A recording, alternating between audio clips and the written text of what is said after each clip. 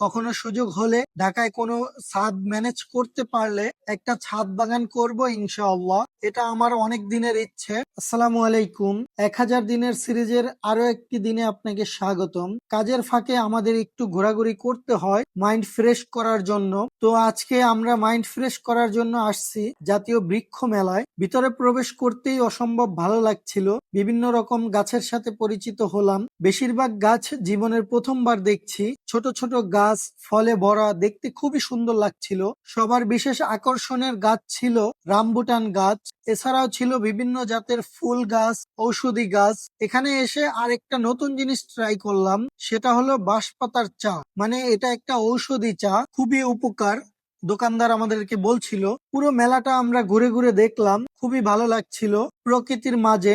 স্টলগুলো খুব সুন্দর সাজানো গোছালো ছিল। অনেক বাগান প্রেমী মানুষ আসছে বৃক্ষ মেলায়। আমিও একজন বাগান প্রেমী মানুষ। গাছপালা ভালো লাগে আমার, যদিও ঢাকায় থাকার কারণে কোনো বাগান করতে পারি নাই, তবে ইচ্ছা আছে ইনশাআল্লাহ। কখনো সুযোগ হলে ঢাকায় কোনো ছাদ ম্যানেজ করতে পারলে একটা ছাদ বাগান করব ইনশাআল্লাহ। এটা আমার অনেক দিনের ইচ্ছে। প্রতিদিন সকালে ছাদে যাব, গাছের যত্ন নিব, ফ্রেশ অক্সিজেন পাবো। দোয়া করবেন আল্লাহ যেন একটা ছাদের ব্যবস্থা করে দেন। খুবই ভালো কেটেছে আজকের দিনটি গাছের সাথে। দোয়া করবেন আমাদের জন্য। ভালো থাকবেন। আসসালামু আলাইকুম।